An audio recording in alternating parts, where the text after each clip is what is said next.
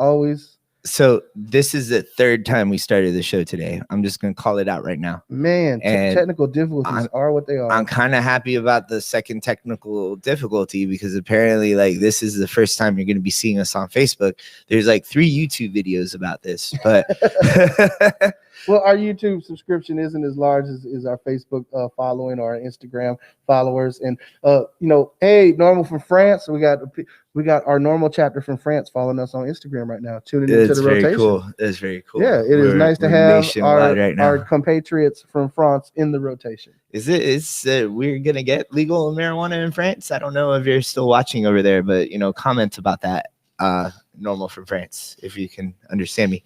So we've had a bunch of technical difficulties. I think we got it all figured out. I think that our this actual show is going to be amazing because like we've practiced so many times. So we've got a lot of things going on right now.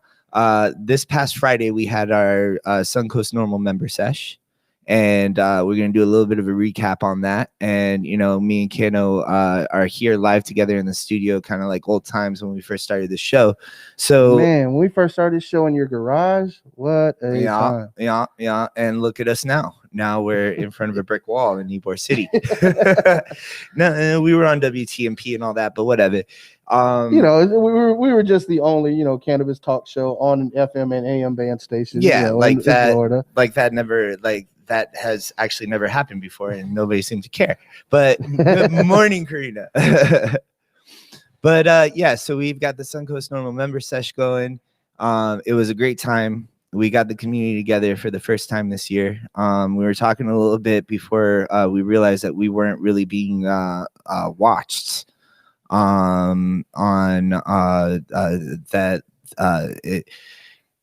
it was a small event. It was outdoor. Everybody had to wear masks, but it was really great getting the cannabis community together. And it was really, really good. Did you have a good time, Kano? Man, it was so amazing to see so many great local artists come on out.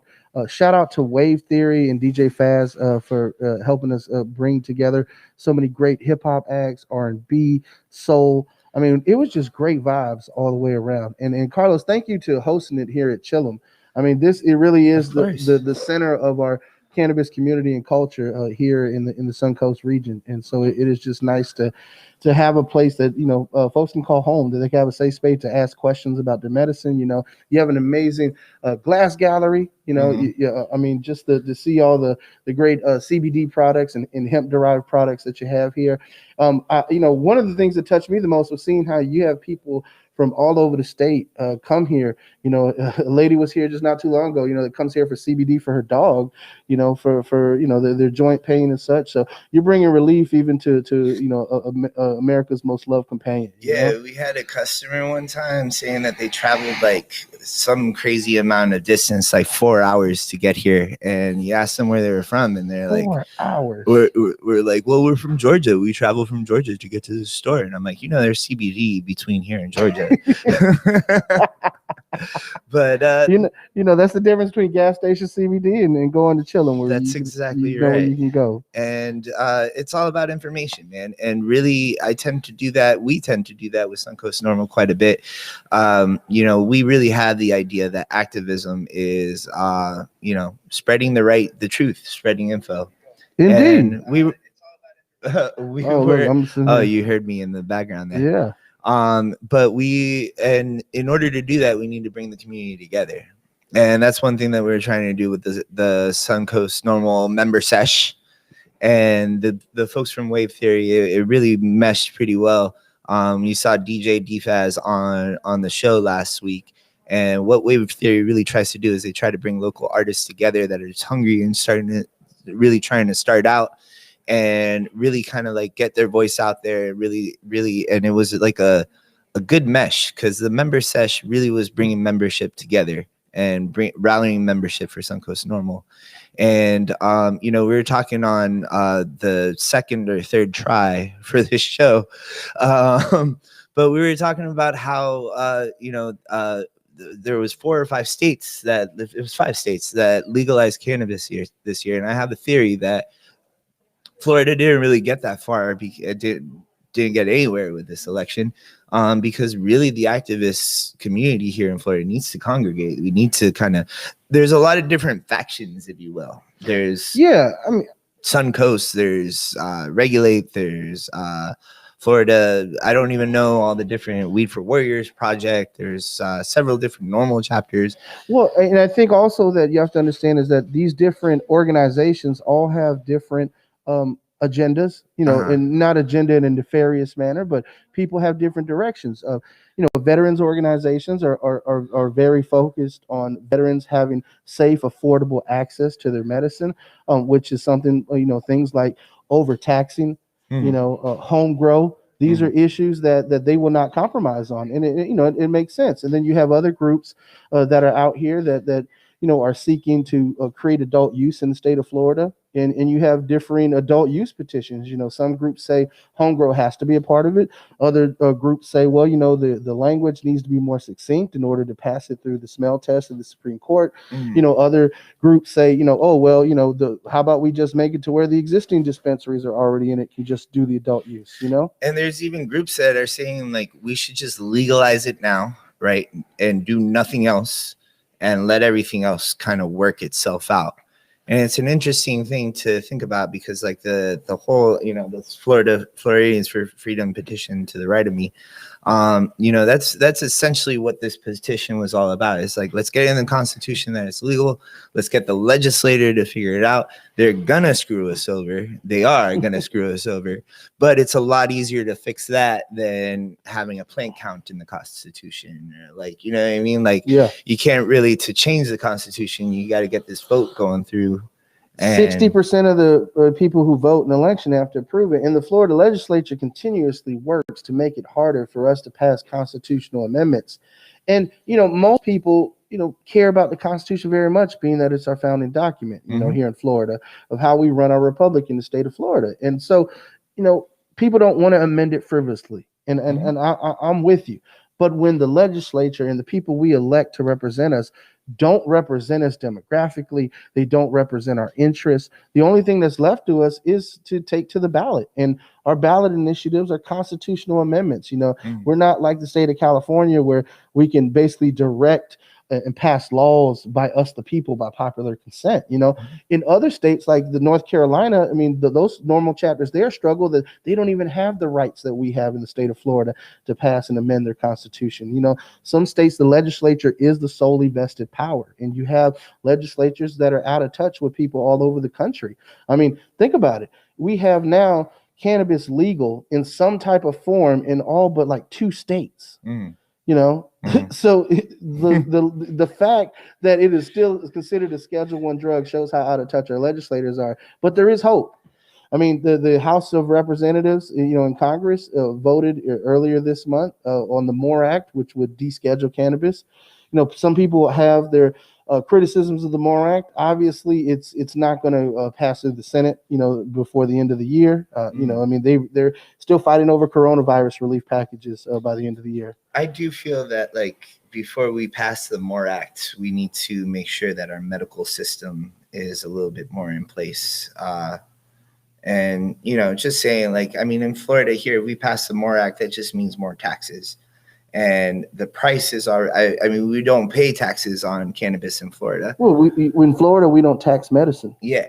So, and it's in our Constitution that it's medicine.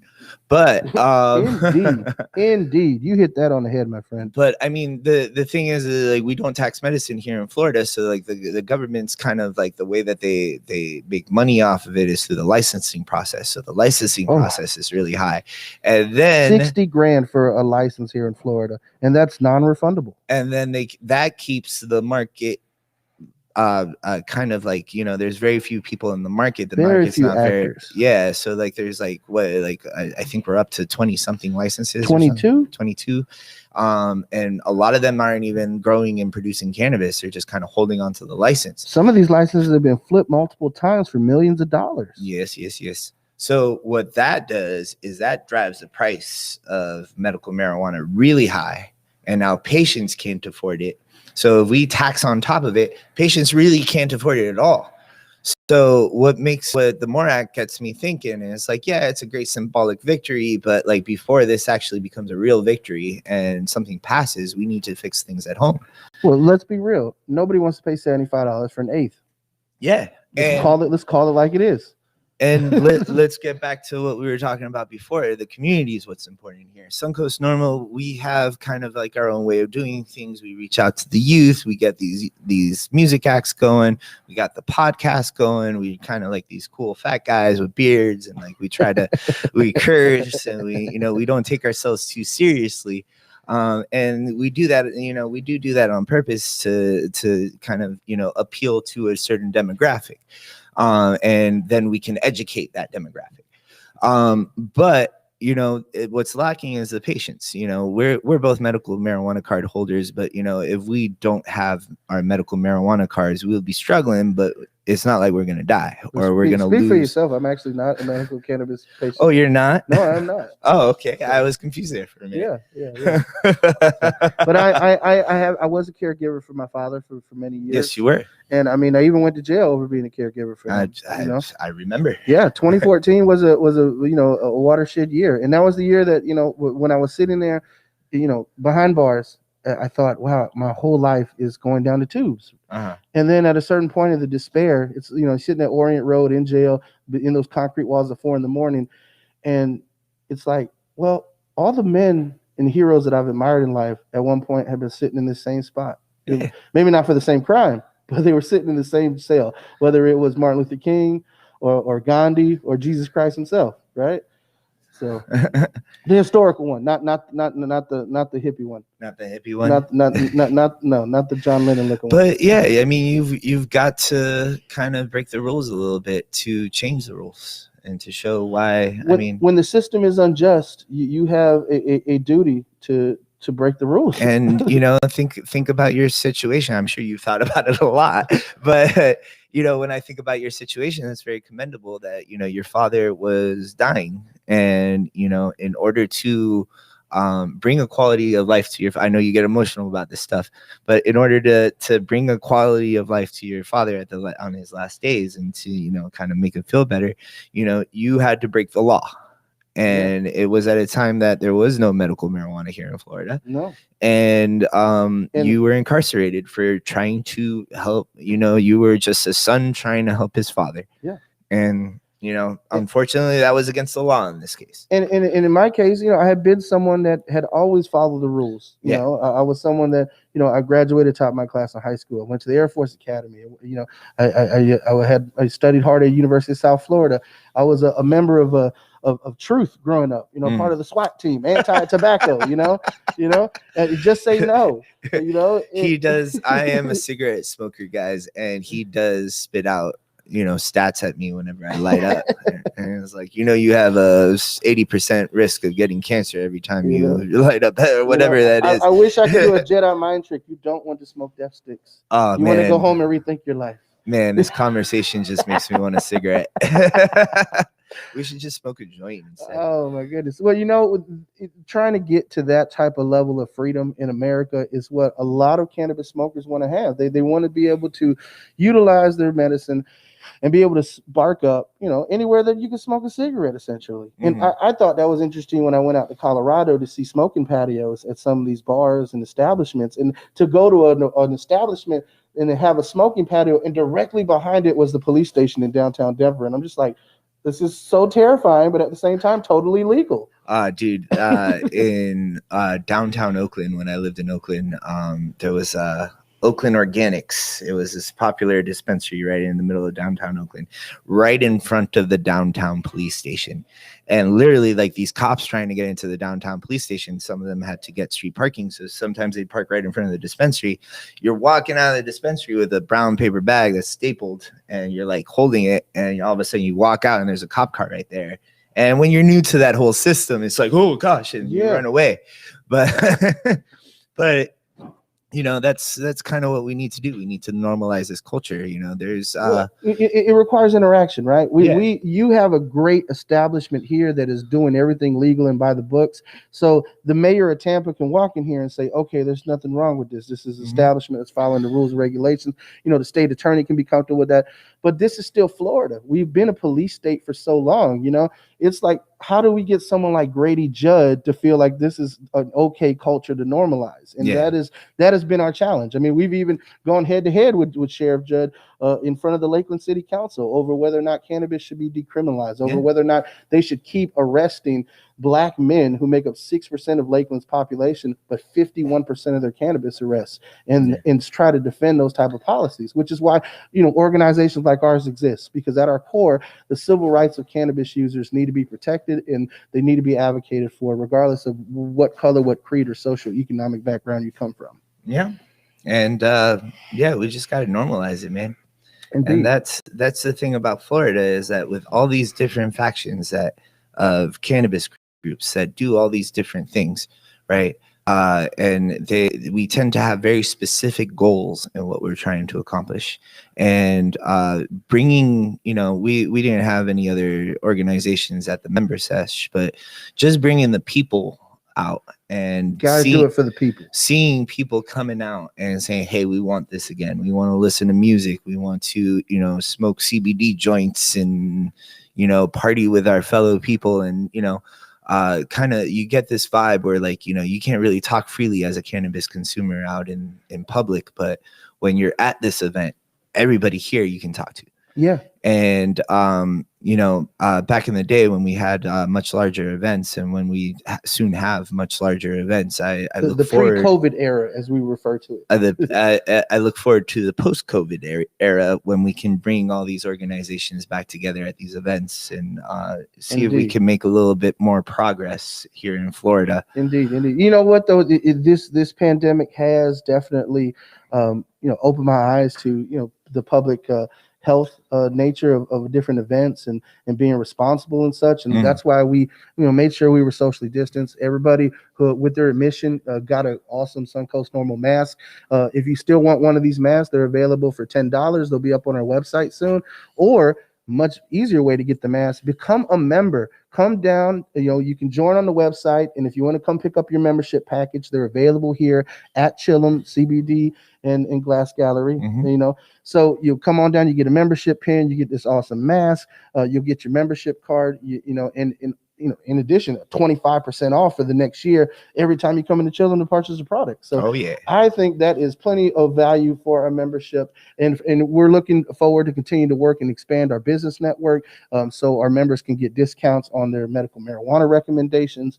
We'll continue to work with the community to bring it together, because I can tell you, just like you've seen over the past 6 years, I've seen so much division between people. Especially cannabis activists. Oh, I don't like this person, or this person said this about me behind my back, or this person was on social media talking this smack. And that in itself in no way is productive in moving the agenda forward. The agenda is to create a safe and responsible system to where all adults can be free to utilize cannabis in a responsible manner. Absolutely. And what do you think the future holds, Kenna? I don't know, but I don't want to pay $75 for an eighth, legal or not. Right. I mean, it's just. And on top of that, have to go see a doctor every 7 months or 6 months, and have to pay like $300 a visit. Well, I'm going to take my mask off, because I know, Carlos, you've beaten the COVID. So I have beaten the COVID. But I'm not an epidemiologist, but I don't know what that means. I'm pretty sure as much death sticks as you spoke, that COVID's not coming back. Or it'll help kill me. I don't know. But I'll say this much. Look, the cannabis community in itself, this is the time to unite if we want to move forward with adult use in the state of Florida and creating a robust cannabis culture like they have in California, like they have in Colorado, like they have in so many other states. Massachusetts has its own cannabis culture. Boston Boston, those folks up there, Massachusetts Normal, they're doing some things. Chicago Normal, shout out to them. Illinois is creating a cannabis culture. Arizona Normal, yeah. Shout out to our normal chaplain in France, who's tuning in on Instagram right now. I mean, all in all, there are so many great places. And Florida, to me, not only is home, but it's paradise. In many ways, there are very few places in America where you can, have the culture that you have in Florida. You can have the melting pot that you have.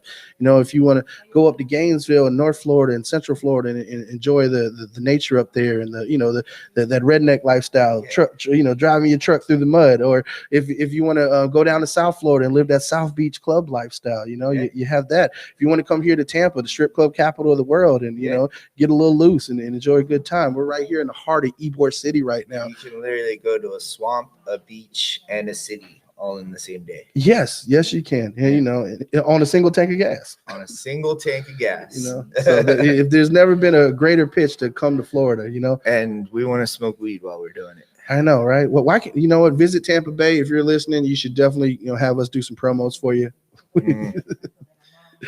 Prices need to come down. Prices do need to come down. Oh, we got a lot of activity in our chat feed here. Well, shout out to everybody who's tuning in right now.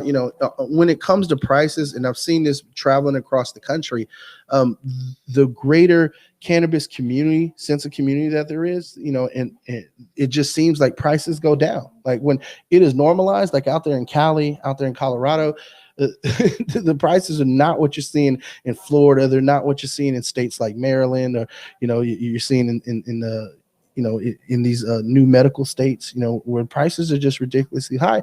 And part of the reason prices are high is because, as you said before, vertical integration and the ability for the average person to not get into the cannabis industry has created a system where there's no real competition, where it's like, okay, there's rich people keeping everybody else out of the competition. Mm-hmm. And that drives up prices and results in poor quality, because there are some mom and pop shops that can produce great strains, great bud, great medicine for folks. And these bigger ones that are cranking them out just don't have the talent necessarily in their grow staffs. And then Florida's a difficult state to grow in. I mean, humidity is the hardest thing to regulate in an artificial environment. And in a place like Florida, you never know what you're going to get some days. My wife, I can tell by how frizzy her hair gets when she walks out, what the humidity is going to be like. You're lucky she's not paying attention.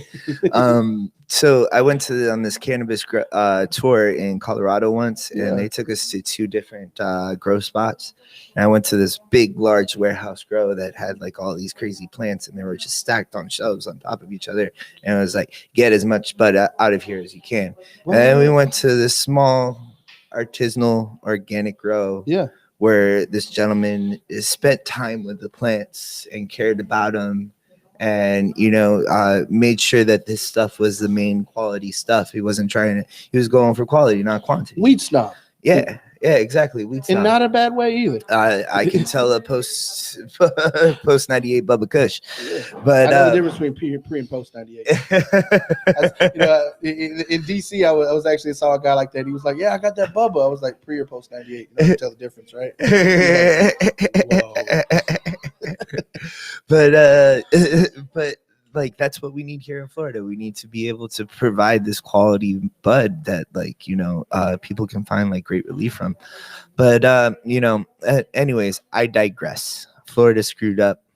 We need to make it better. Well, our politicians in Florida have failed us on so many levels when it came to how they even had to have a special session to institute this. It's not like it was rocket science and instituting, the words in the Constitution that the people wrote. They wanted a system where they could have access to the entire plant. Mm-hmm. And we're still fighting over the rights for home grow.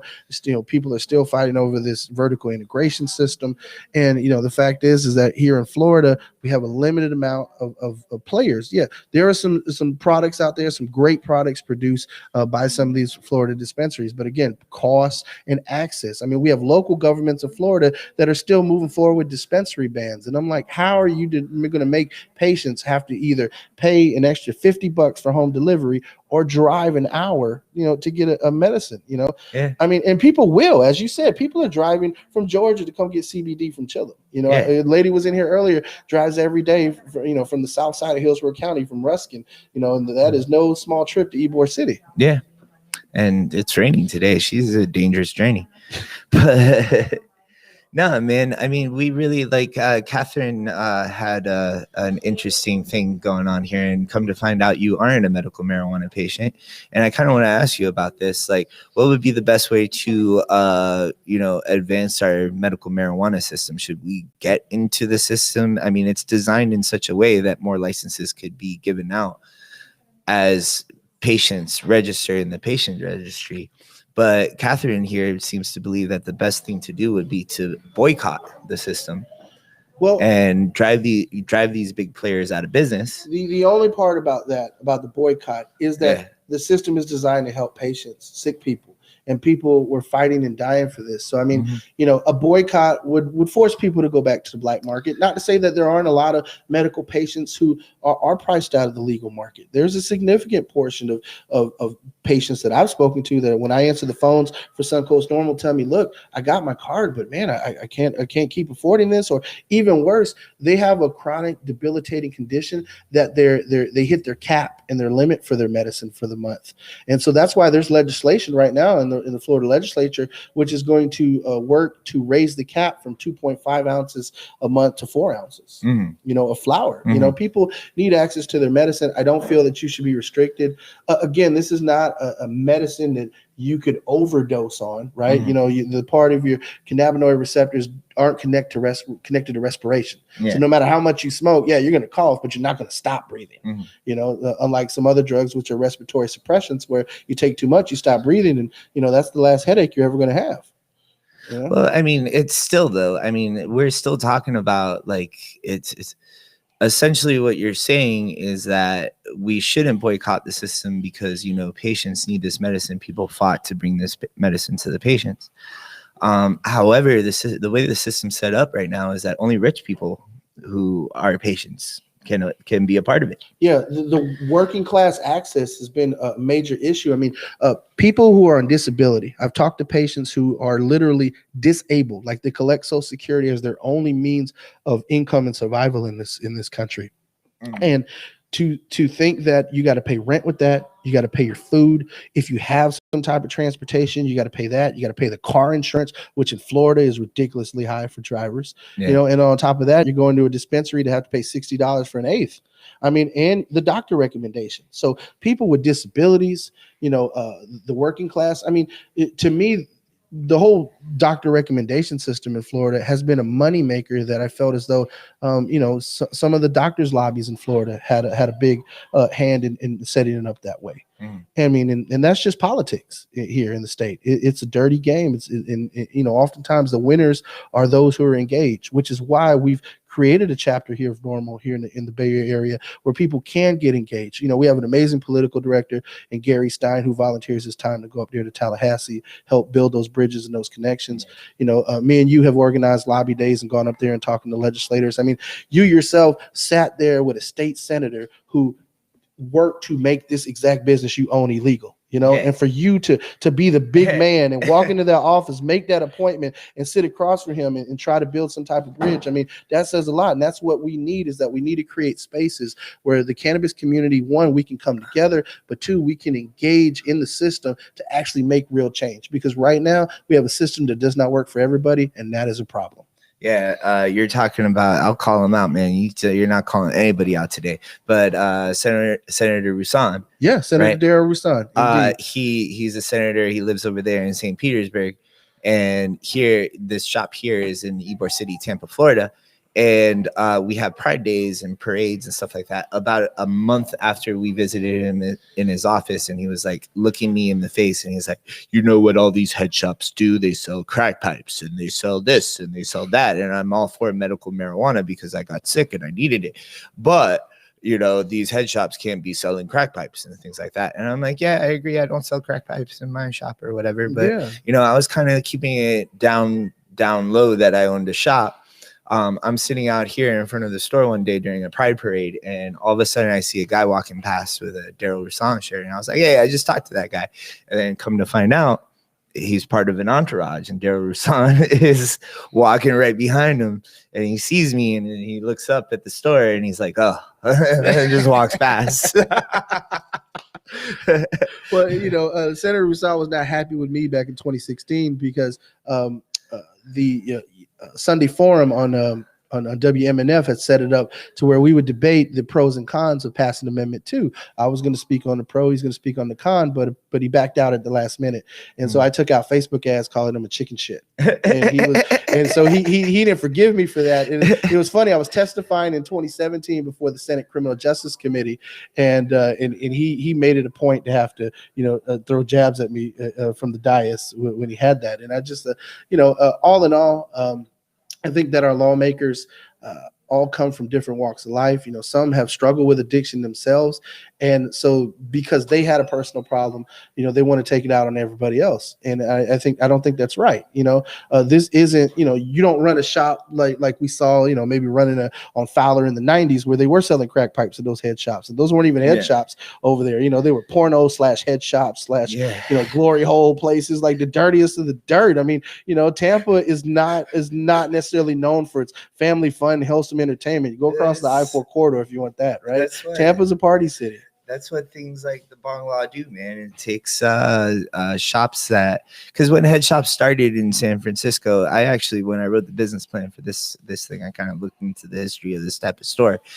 Started in places like San Francisco, and really the purpose was to kind of get people from the alternative culture together and kind of like have a place where that they can promote and kind of feel safe and really look at what's happening activism wise, because these shops, a lot of them don't anymore, but they would carry magazines at High Times and stuff like that, which would let people know what's going on activism wise. High Time used to be a counterculture mainstream. Now it's a publicly traded company. Yeah.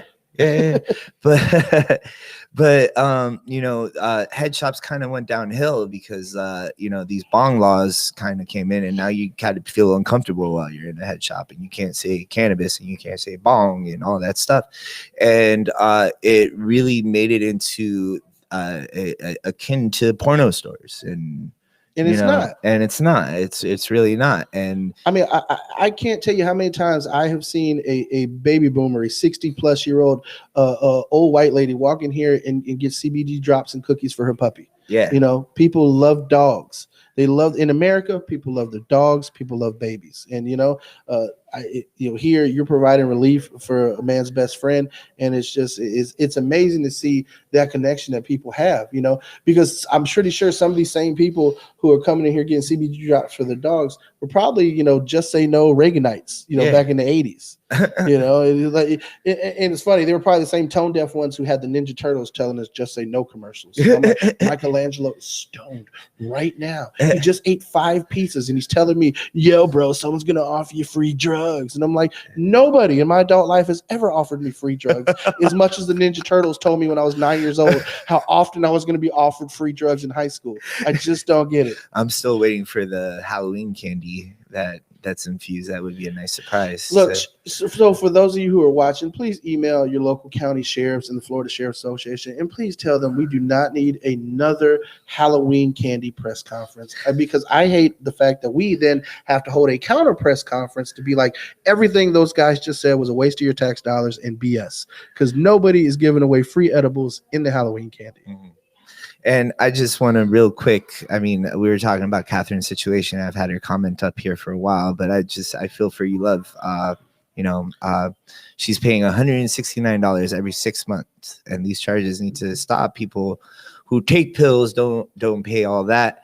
And she goes on to say that she takes Rick Simpson oil and she just can't afford it, and she needs to. Simpson oil is not cheap. She's suffering. She's suffering because it's not like you get Rick's. It's not like it's easy to find Rick Simpson oil on the black market, and it's definitely not easy to make. No, and I think that's part of where homegrown comes in, because someone like Catherine, who needs RSO, who actually needs high dose, high grade concentrate, it's going to require more of a plant than you can just walk.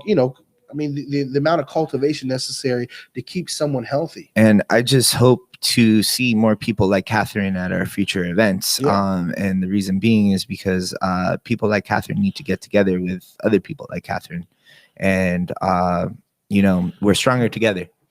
Patients. Yeah. So our events, our member events have been a great spot for patients to share their anecdotal stories, to share what works for them. I mean, to see someone who says, yeah, I have Crohn's disease, and see this someone say, yeah, well, I have ulcerative colitis, and well, I use this strain and it really helps. So I use this one because the other one makes me too sleepy and I still have to take care of my kids, So I think that there's definitely something to be said about the cannabis community, like you said before, like building a sense of community is vital. That's why we had the member sesh. Even in the time of the pandemic, we did everything we could to be responsible and such, limit the amount of people there, have it outdoors, make sure everybody had these awesome masks. And so moving forward, we're going to continue to do virtual events until, we see these numbers subside, until society resumes some sense of normalcy. But even then, I think it's important that we figure out a way as a community to come together, to put the past behind us. I mean, to put all the BS and the bickering aside. If everybody has their own personal agendas, but professionally, the agenda has to be focused on our patients and making sure that people are continuously not being locked up for this God-given right in medicine. I hear you, brother. This is a natural medicine. Whether you believe in a higher power or not, it grows in the ground. This is not drugs. Drugs require you to add baking soda, mix it up, put it in a Pyrex glass. I don't say I'm not knowing the formula. I'm just saying, drugs are something totally different. You've seen it on TV. Exactly. Come on. If you have not to watch The Wire, it's gritty. Well, I mean, it's important that we get together, and I think we need to make way for the Spanish speaking show. And unfortunately, the show's going to be a little short today. But yeah, I love you, brother. It's good doing this with you. Good to see you, brother, as always. Let's hopefully these coronavirus numbers get down and we can have more events and bring more community together. Indeed. And like you said, we have our Spanish speaking show coming up after this one, La Rotación in Espanol. And I think it's so important that our bilingual audience and our Spanish speaking community have the ability to chime in as well and understand that this is a medicine. I mean, I can't tell you, my grandmother was a lot different than a lot of other people's grandmothers. I mean, she told me, I've been rolling blunts longer than you've been alive, so don't criticize how I roll, And so you got to love a lady like that. And shout out to Nani. I know she's watching from heaven. This is our first holidays without her, but I miss her dearly. And it's so important that you take the time to be with your family.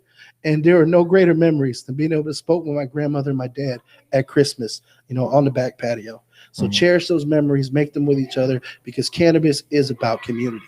Yeah, it doesn't have to break us up. It can bring us together.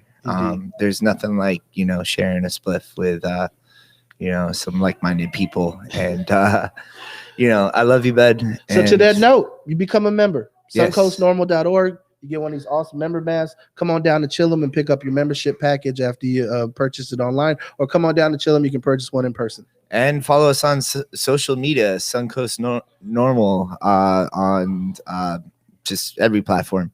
That's NORML. Like this, share it, enjoy. I love y'all. And I think that's it. You got anything else, Kenna? Free the weed. Free the weed. Legalize.